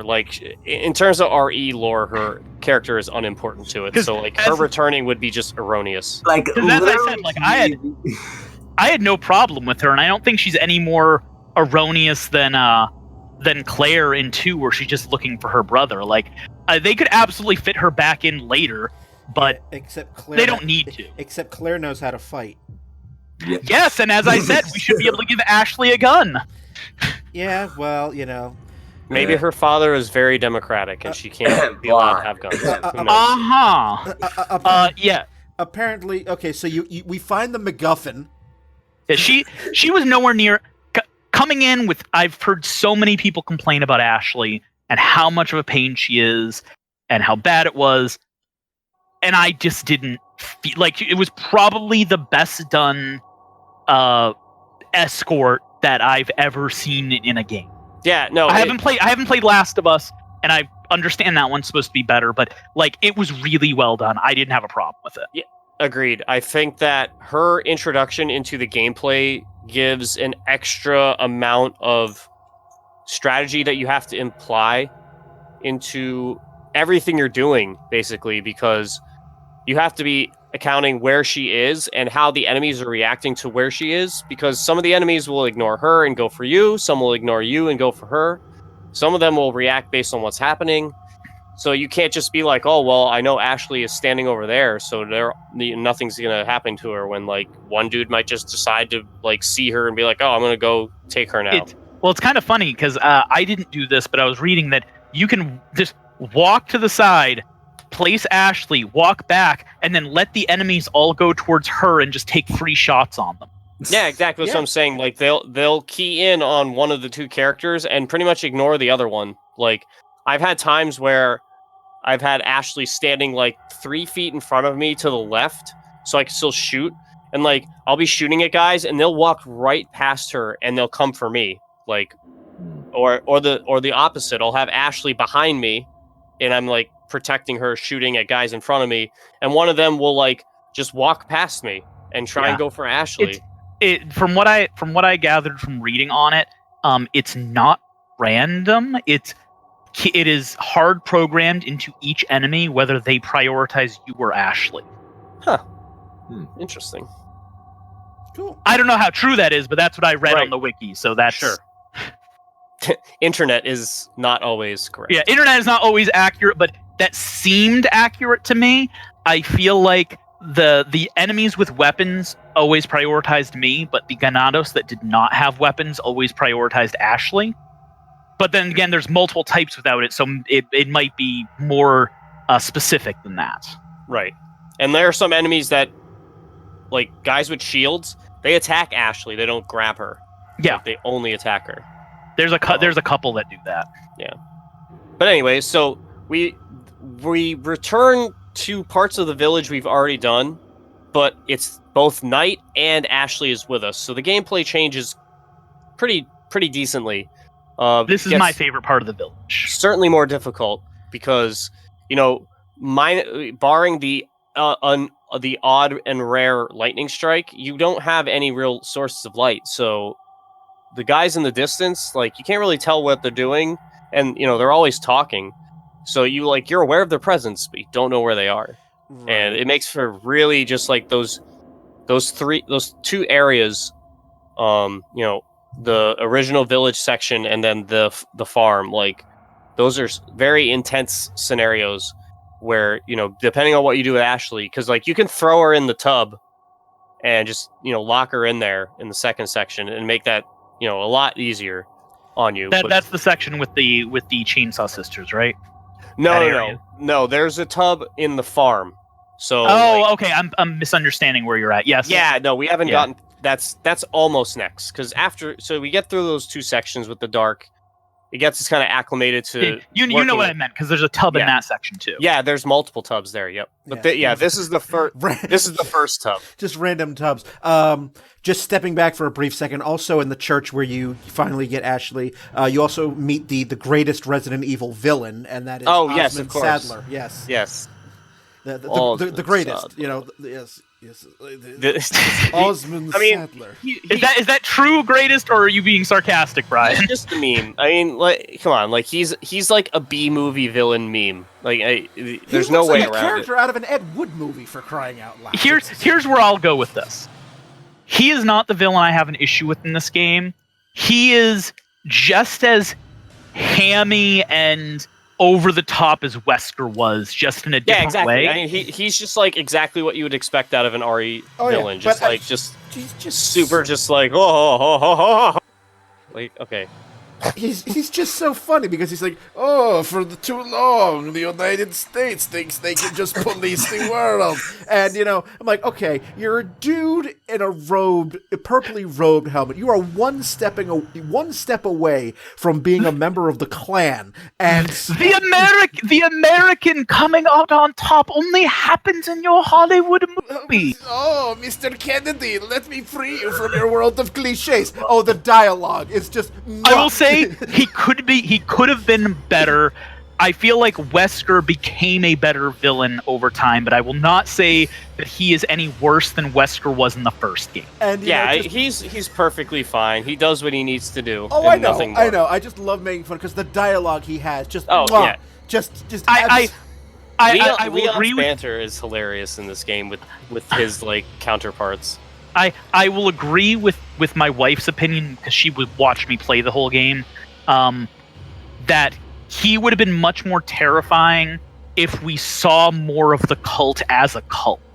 Yes, I will absolutely give you that. And the thing, it wasn't him that threw me off. It was his staff of noodly appendage. Just like, oh, that staff is breathing. Okay. What we need to do is we need to take that staff and we need to give it to William Birkin so we can have the massive eyed guy with the eye staff just swinging at things. Playing to type. And then he wins King of Hentai Con. Oh, yes. Who the giant Kraken beast from 5 could have won, but instead it was William Birkin with his staff. Yes, there you go. Okay, continue. I just wanted to bring up the introduction of Sadler. Yes, no, that's a good thing to point out. And of course, even his first interaction with Sadler is just like corny, hammy, just some of the just like popcorniest stuff you could hear out of any dialogue ever, and you're just like rolling your eyes and laughing at the same time because it's just like it's so bad. It's so bad. And Leon, already having gone through this in Raccoon City. Let's say that I will say this. I will say this as it comes to Sadler, and this is not going to be criticizing him as much as it is much of Resident Evil as a whole. Resident Evil ranges from being very, very hammy and tongue-in-cheek to very serious. I tend to prefer the more serious end of the spectrum, which is why I roll my eyes at Sadler, but I will not say that he does not fit in the type of game Resident Evil has created up until now. Oh yeah. He does. I just prefer the more serious end. Yeah. That's totally fair. Which is why I prefer the remake, and why I assume I'm going to prefer 2 and 3 once I get to them. So the new 2 and 3. I've played the original 2 and 3. But yes, so there you go. Now you're back in the village. So yeah, we get through. Like you go through the the three sections that we already been through: the graveyard, the farm, the village home or center, and then we get to one of the most intense parts of the game in the cabin battle.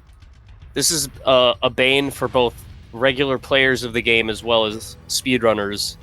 It's a super difficult section where you and Luis are barricaded in and are fighting it out and have to defeat 40 ganados before the story trigger will happen and you can move on.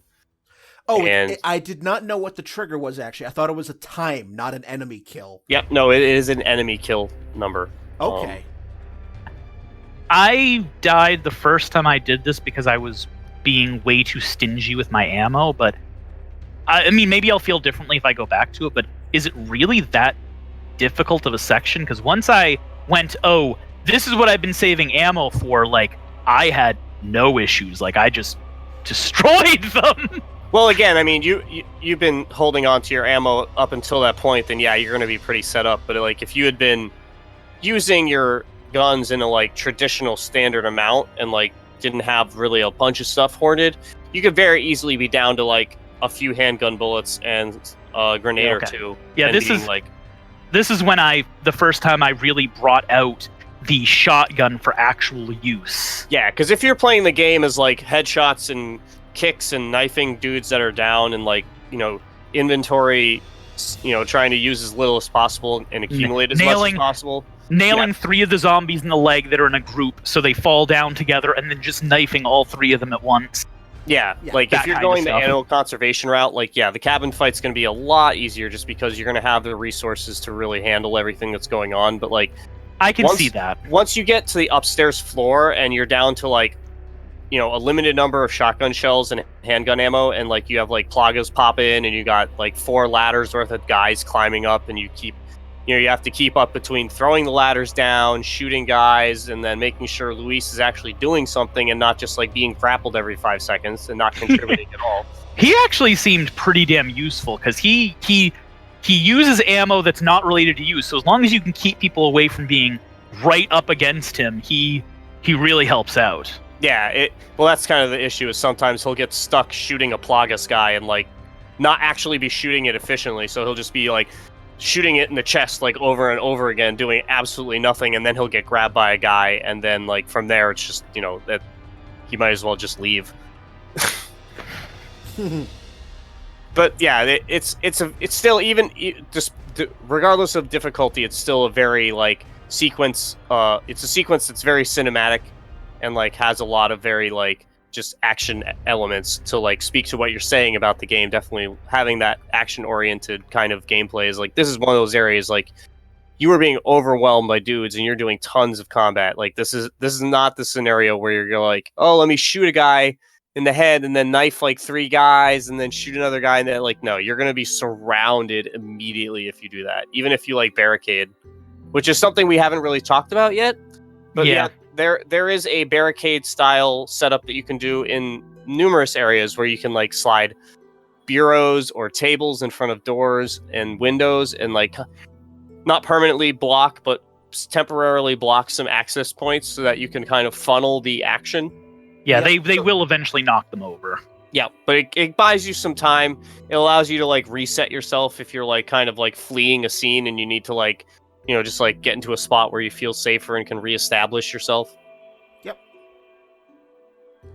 But yeah, we get through the cabin, and then we get to the only point in the game where you actually can choose which way you want to go, and you are not forced to go the other way. You're also allowed to do both of them if you want, but this is an honest to God question because I can't remember. Is this the only point in the game that you get that choice? Yes. 'Cause I can't remember a single other time you get to. This is your only time that you actually have a decision. Yep. Every other stretch of the game is completely linear, and there's no route deviation at all.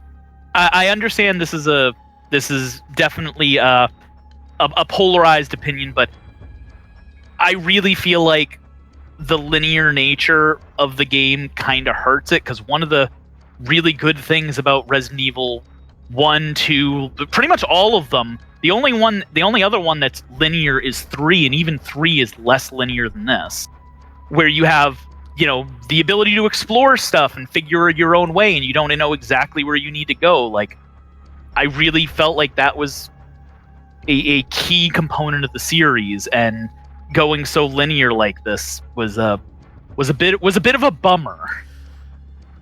Especially since they could have made this whole thing linear and then done the castle as a less linear area, because that's a very traditional Resident Evil style area, and then they could have kept the other two the same, and it still would have been better for that.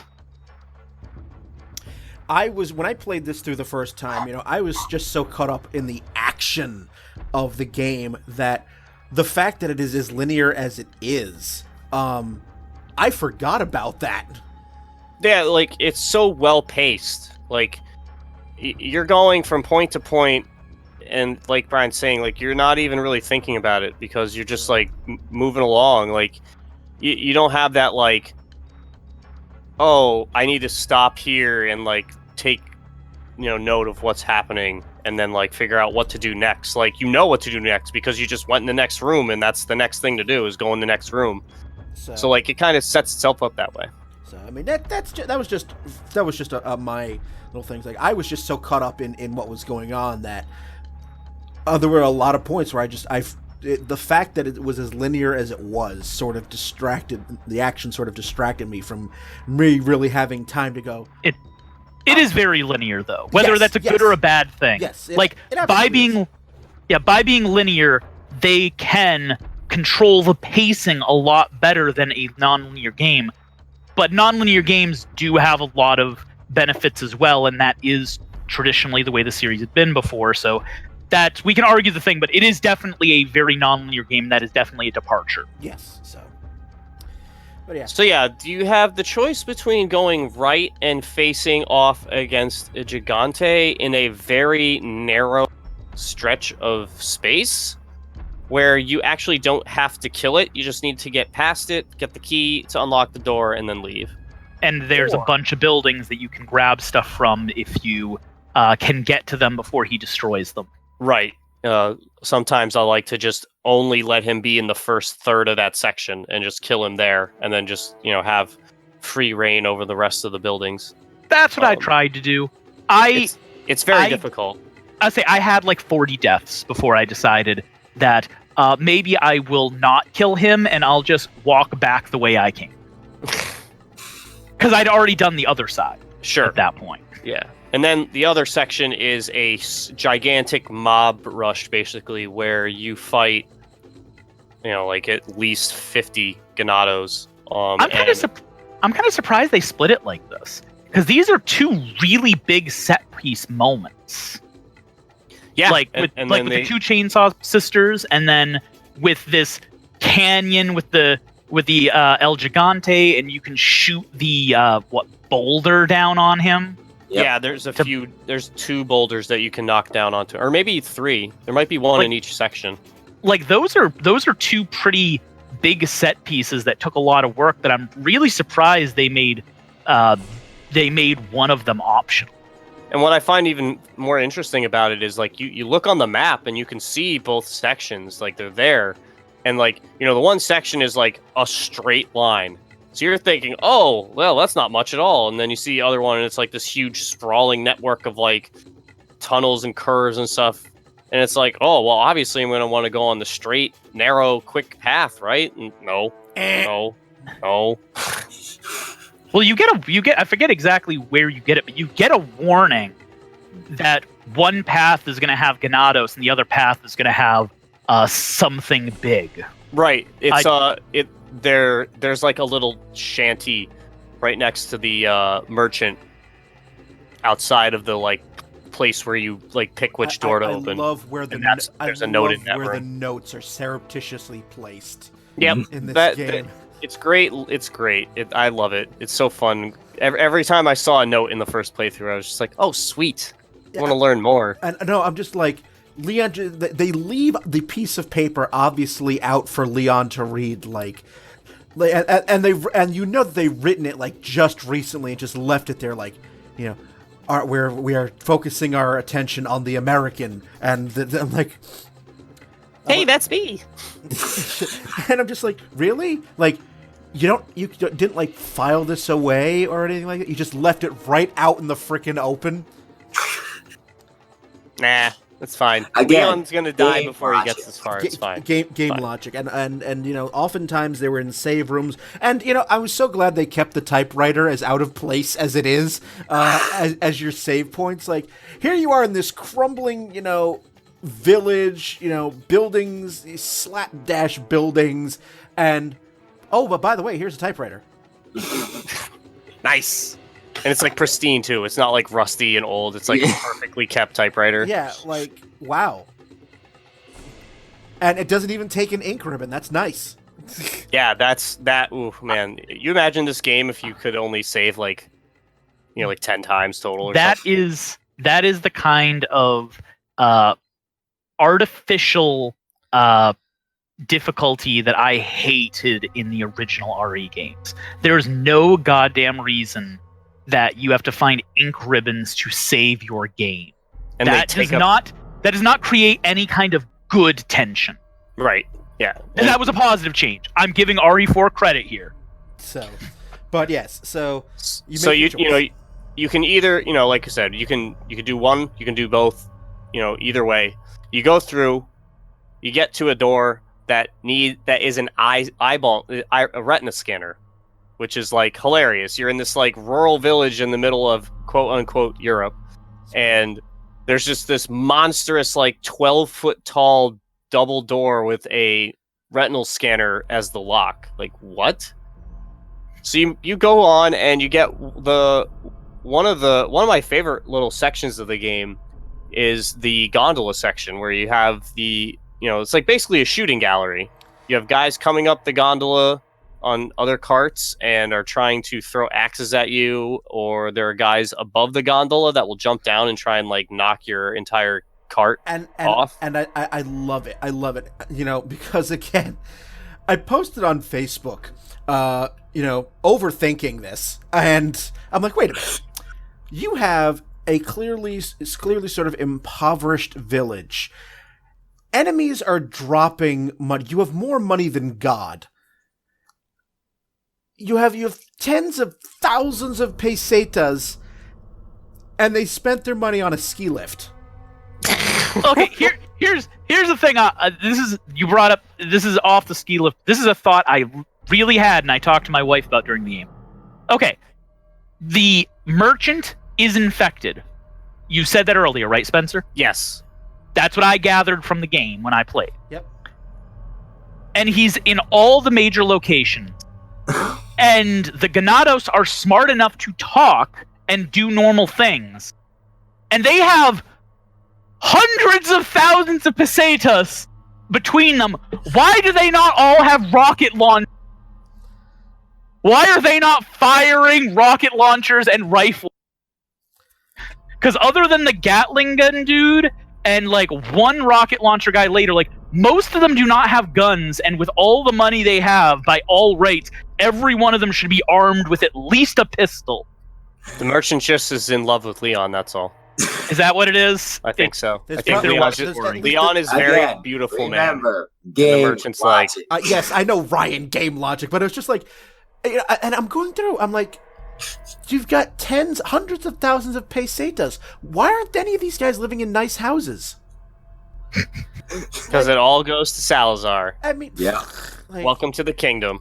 Mr. Kennedy. We're not there yet. We're almost there. I have That's- words when we get there. And So- that'll probably be So on the do third. I. That'll probably be on the third half at this point.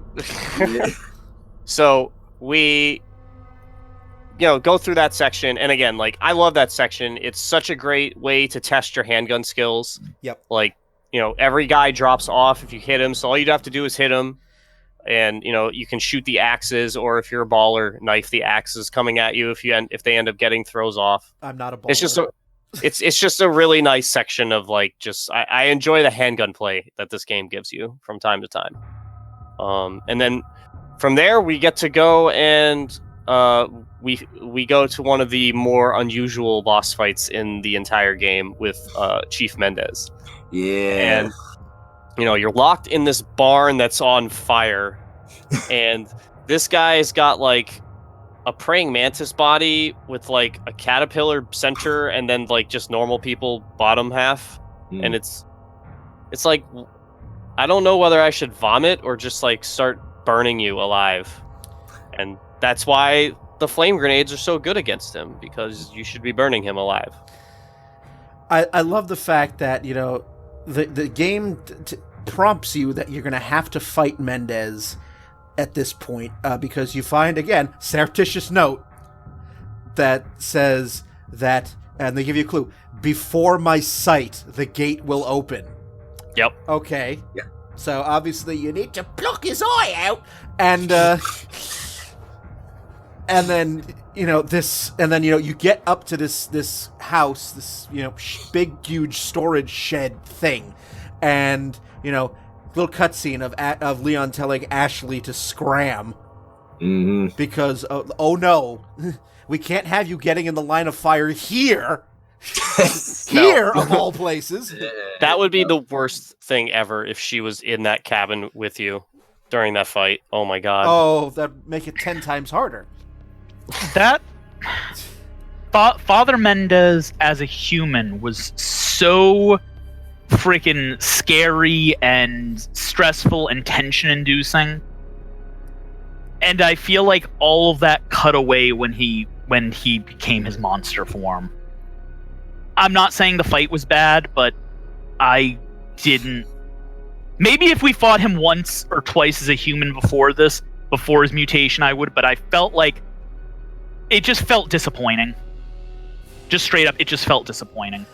Well, yeah, it's understandable because, like you said before, you were getting like Mr. X kind of vibes, like Nemesis vibes, like this monstrous hulking person that's gonna that is very clearly stronger than you in every conceivable fashion, and then like he just ends up being a boss fight.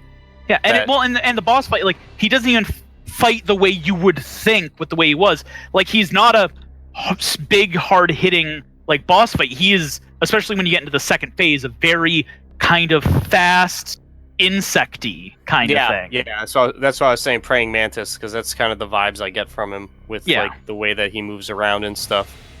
So that was just this was probably expectations, but not from previous games. Just from like seeing him in the reactions earlier, like I was just disappointed by how his boss fight ended up. And then he can get it, like I said, like he can get taken out by flame grenades very easily. You can make it a pretty joke fight with them. I mean, most people don't even think about it because of how not useful they are otherwise, but like he's like the one place where like you just want to use like all of them. And on both parts of it too. Like both phases you can use them on them. And especially on New Game Plus, where again, your friend the Magnum, couple bullets game. And so I'm just like, ooh, guy can oh yeah, the building's on fire, but I can get all this loot. Yep. Yeah, there's a lot of loot in there on both floors, and just they make sure you're well stocked if you don't have anything at that point, which you should be fine, but you had just gone through a big section. So between the cabin and like if you take the cabin and then go the Ganado route, like you're pretty depleted on resources by that point. Yes. Yep.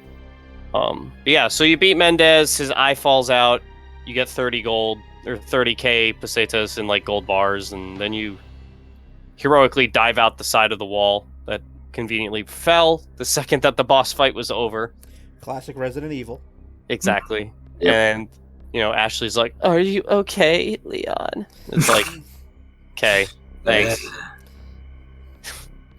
And we move on and basically just get to leave. Like, we get chased out to the castle, and then, they raise the drawbridge and unleash a brand new horror upon us all because, the village was one thing. The castle is an entirely different beast. And finally, we get to something that, for me, feels like classic Resident Evil. Yeah, there's definitely a lot more classic Resident Evil elements in the castle. It definitely has a lot more tension on like the original elements. And did I also mention that I wanted to gouge my ears out when we first hear Salazar talk to us? I hate Salazar in a bad way. Yeah. Like I don't understand why they needed to introduce another villain. We already had Sadler. Oh my freaking god. He is one of the worst things in this entire goddamn game. And especially what you go through in order to get up to him, like literally all the traps and stuff that the castle has, you get Ashley back for a little bit, and then boom, right next thing you lose her again. I don't know if any of you guys watch pro wrestling, but I am a fan, and there's something called heat, which is when the villain, the heel, gets the crowd to hate them, and that is heat, is that how passionately they hate you. But there's good heat and then there's bad heat. Good heat is they hate you when they want to see somebody beat you. Bad heat is we don't like you or your character and we don't want to see you. We are not interested in watching you get your ass kicked. We just don't want you here. That is how I feel about Salazar. I don't look forward to killing him. I just didn't want him in the game. I still don't understand why they put him in the game in the first place. It's like, why? Oh, comic relief, surely. Yeah, exactly. His banter with Leon is so silly. Oh, it's again just it's so corny. It's so like just every exchange that they have is just like another just golden gem of hilarity. Yeah. So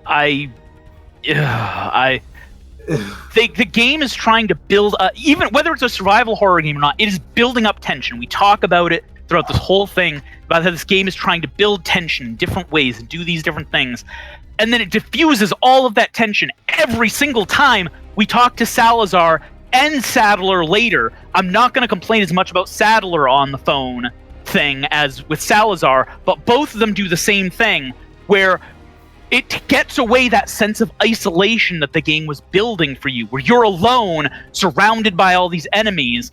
The only person you have with you, if you have her, is someone you have to protect who can't fight on their own. Like, they're trying to build all of this tension, and then they constantly diffuse it.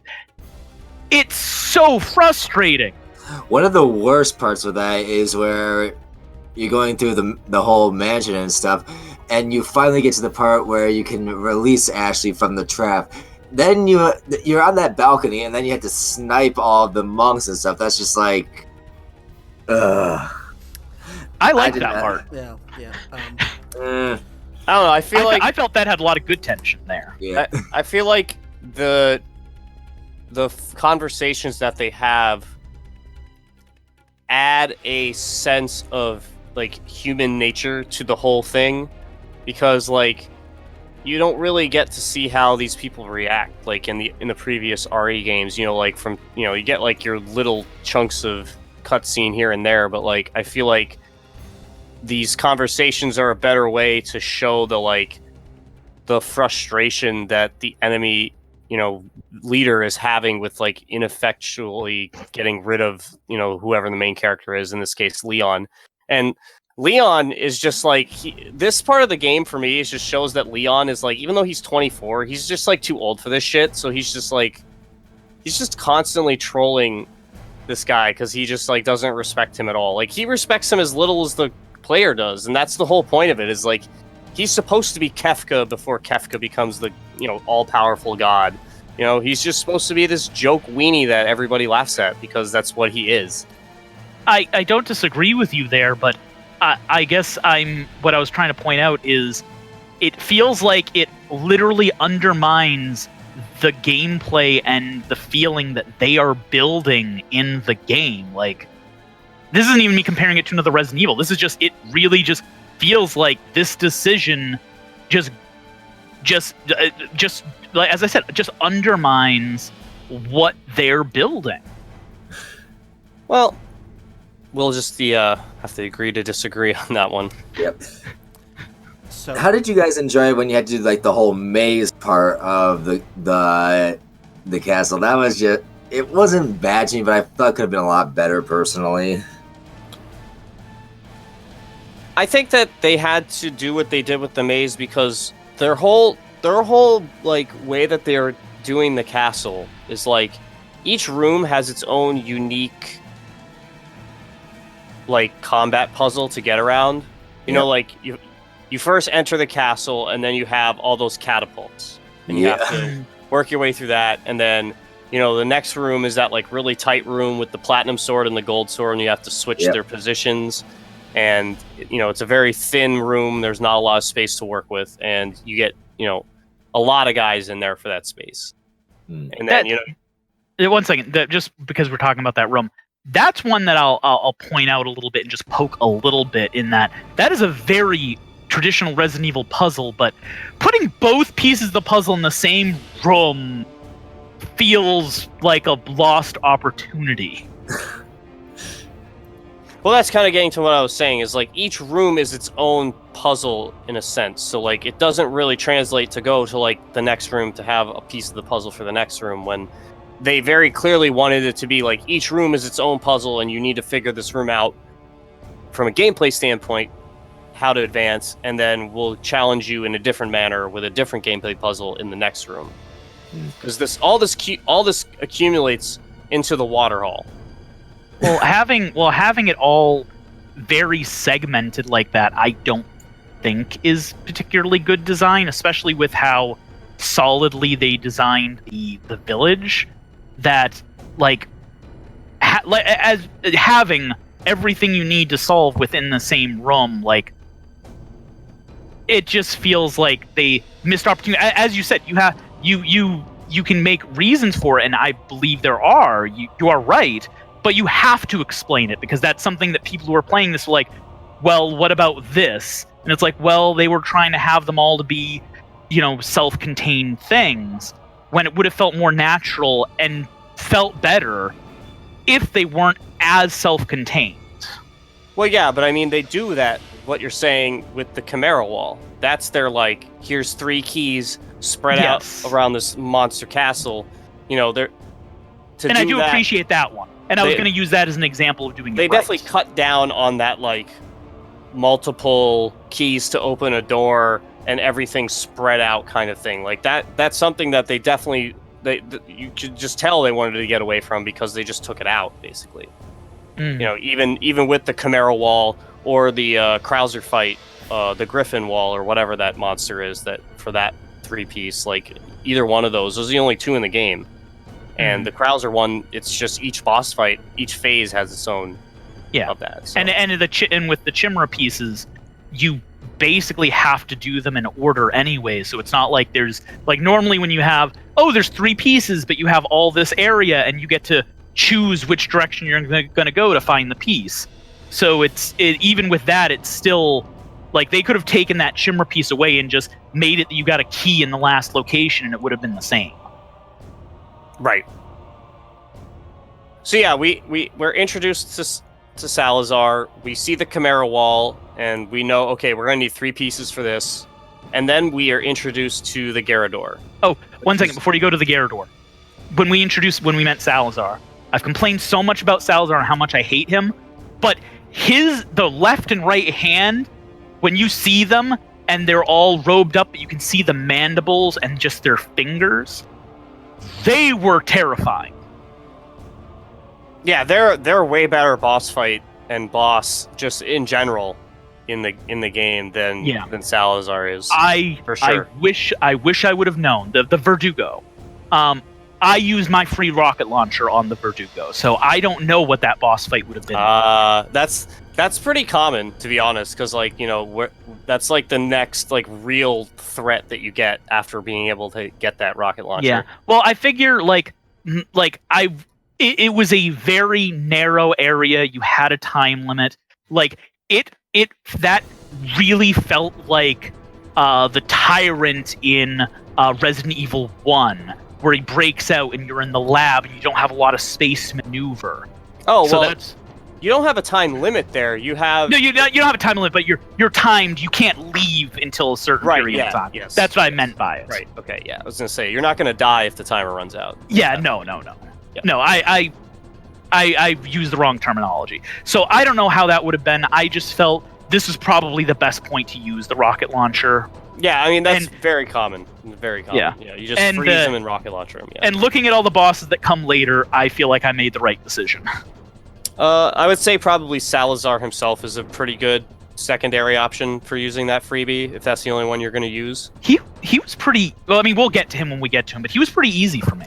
Yeah, it's just time save. It's just like he's an annoying boss to deal with, so... Yeah. Time-wise, even though he's easy, it's just one of those like, oh, here's this super long cycle I got to go through. Here's this super long cycle. It's just easier to be like, bap, rocket launcher, bye. Or you could just do the speed run and skip him entirely. But yeah, so the Garrador is one of the best, if not the best, mini bosses in the game. Like, no argument. My blind boys, they are the best. I don't know when Valdo got so much more ugly, but it's great to see him again. I didn't know this was a Soul Calibur crossover. Oh, I know. Ooh. That's his origin story, okay? Okay. Here's the thing, going through this castle and leading up to this point, I mean, you're dealing with all of these robed. It's such a shift from like the common rabble Ganados to these, cultists. These cultists, and it's like and it's just like you have a clear break between you have the villager Ganados, you have the cultist Ganados, and then you have the mercenary Ganados. Yes. Yep. And some of those cultists that just appear out of panels with rocket launchers, those are fun. Especially the red robed ones. Yes.